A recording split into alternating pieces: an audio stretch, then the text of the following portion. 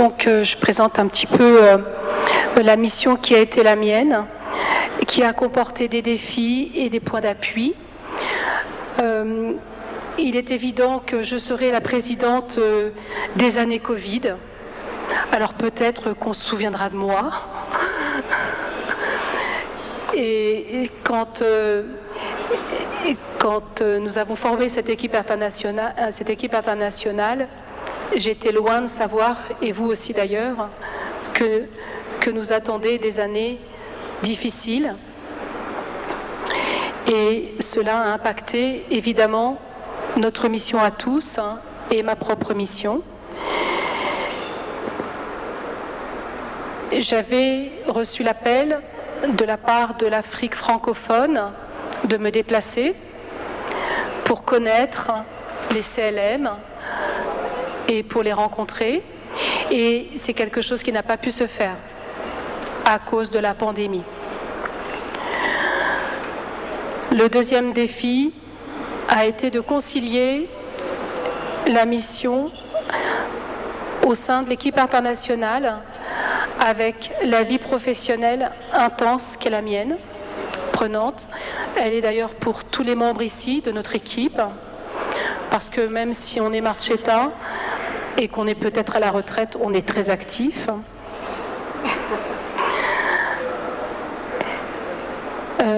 Concilier ça aussi avec la vie de famille. Donc c'est expliquer au futur président que c'est prenant. C'est prenant et c'est pas toujours évident.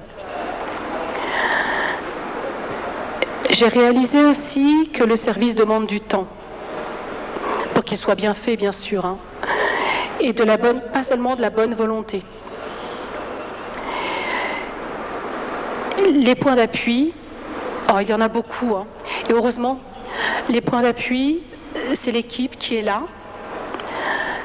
Elle est belle, elle est énergique, vous l'avez vu, elle est dévouée. Chaque membre a donné le meilleur de lui-même et a contribué à donner vie à l'organisation internationale et à la consolider. Chacun a pris part aux réflexions et au discernement avec sérieux, détachement et dans un esprit de service. Donc merci à chacun ici. Merci à Domingo pour sa spécificité et ce qui lui est tout à fait caractéristique, je le dis avec vraiment sincérité, sa proximité auprès de chacune d'entre nous. Une belle proximité humaine et spirituelle. Le deuxième atout, figurez-vous que c'est Zoom. Ça l'a été pour vous aussi, n'est-ce pas ? Le deuxième atout, ça a été Zoom.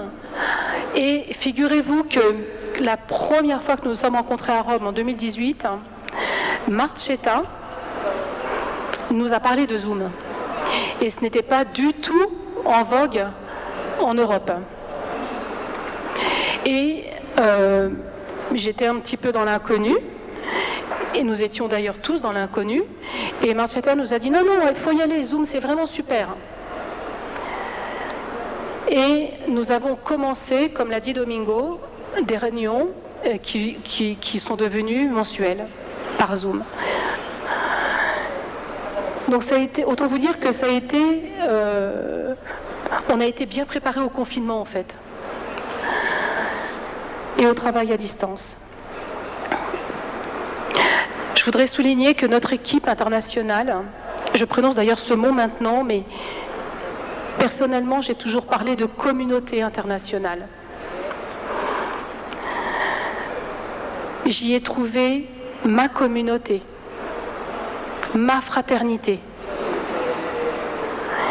Et évidemment, ça s'est combiné avec des temps de travail. Nous avons prié les uns pour les autres, partagé nos joies et nos peines.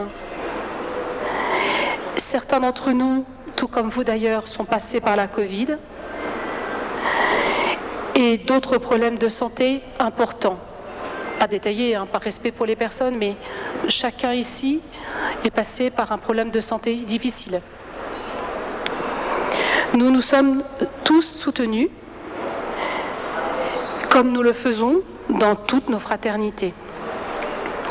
Le troisième atout, vous avez compris qu'on est passé par Zoom, il a fallu essayer de nous comprendre et donc nous avons fait appel à des traducteurs.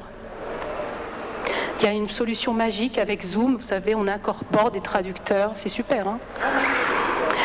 Et je crois qu'au nom de toute l'équipe, nous voulons remercier Cristobal, qui est là-bas déjà, qui a été fidèle à nos rencontres. Nous voulons aussi remercier José des États-Unis, José Matos, qui n'est pas là, mais qui est candidat à une responsabilité. Aussi Perico d'Argentine, qui n'est pas là, mais qui a été très fidèle avec nous cette année. Et Julia du Chili. Voilà, cette équipe, notre équipe a été élargie en ce sens. Et nous voulons vraiment les remercier. Dans les faits, notre équipe a commencé à travailler sur un document qui est là, qui est un protocole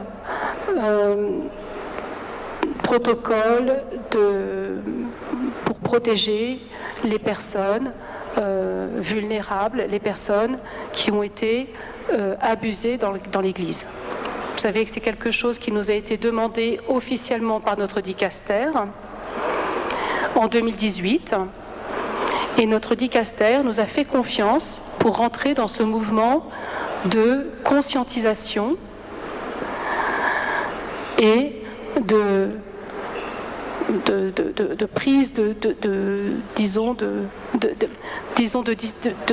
choisir quelques lignes protocolaires pour protéger les personnes qui en auraient besoin, les victimes.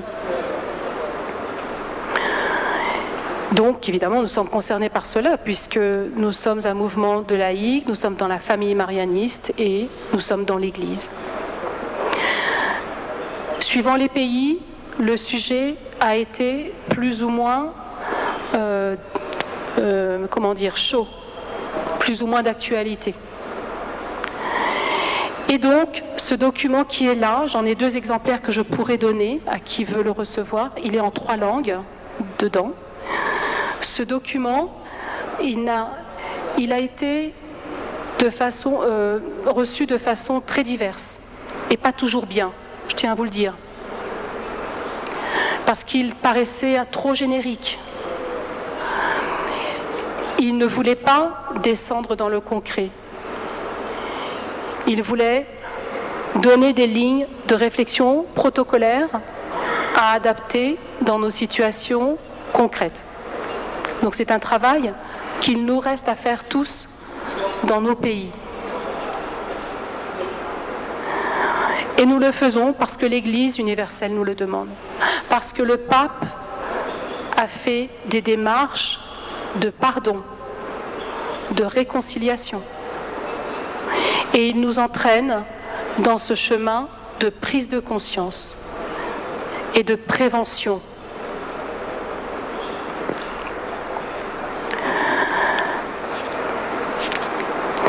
Nous avons pris le 2e point concret à ce niveau international. Sachez que nous avons pris notre part, grâce à l'énergie de Marcetta, qui ne m'a pas lâché sur le sujet, à la réflexion synodale. En tant qu'organisation internationale,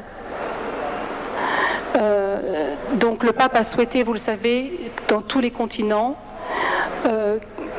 d'être en faveur d'une église plus participative, moins cléricale, où les laïcs ont leur place. Et évidemment que les laïcs marianistes ont quelque chose à partager.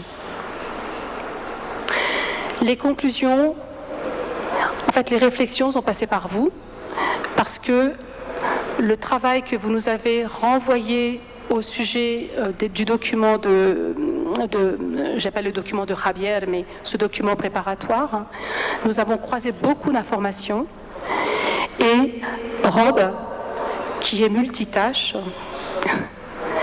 nous a aidés à compiler tout cela et à formaliser un document qui a été adressé à notre dicaster qui s'occupe du synode.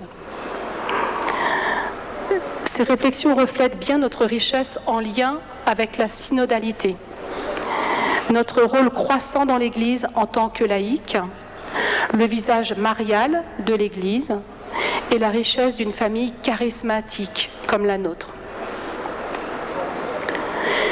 4 branches pour refléter une nouvelle manière de vivre la multiplicité des vocations dans la complémentarité. Enfin, concrètement, Domingo l'a fait, j'aimerais insister sur le travail du Conseil mondial de famille. J'y ai passé 8 ans avec bonheur. Il s'est réuni aussi en distanciel pendant la pandémie. Et notre équipe se sent particulièrement en syntonie avec les discernements du moment. Il y en a 2 grands, il y en a plus, mais il y en a 2 grands. Être, devenir famille charismatique dans l'Église et approfondir les nouveaux modes de relation que cela implique entre nous, les 4 branches d'une même famille. Sachez que nous travaillons sur ça beaucoup. Et puis le deuxième discernement, c'est réfléchir à un nouveau mode de fonctionnement au sein de notre propre Conseil mondial de famille, qui soit plus inclusif, plus participatif, plus proche de nos réalités locales. Notre vocation, elle nous vient de nos fondateurs et elle est d'être famille, de continuer à le vivre, toujours, plus, mieux. Merci à chacun pour sa prière, ses mots d'encouragement tout au long de mon mandat. J'ai reçu des mots particuliers, beaucoup, de tous les pays, et ça m'a fait chaud au cœur. Je pars bientôt avec le sentiment d'une mission accomplie. Pas finie, mais accomplie, en ce qui me concerne. J'avais à cœur de vous laisser ma 2e circulaire. J'étais pas sûre de le faire. J'avais travaillé dessus pendant toute l'année, j'avais fait un dossier et l'Esprit Saint s'est agité, il m'a travaillé au cœur et vous pouvez être sûr que cette circulaire, elle vient du cœur. Je crois que c'est Mercedes d'ailleurs qui me l'a confiée. Donc cette circulaire, vous l'avez eue, j'en ai des exemplaires ici, donc venez me demander. C'est une réflexion qui tente de mettre en lumière combien notre charisme, exprimé dans les documents internationaux, est en syntonie avec Fratelli Tutti. Il reste tant à faire. Bonne chance au prochain. Mais notre équipe a amené sa pierre à l'édifice avec joie et dans un esprit de service. Un grand merci.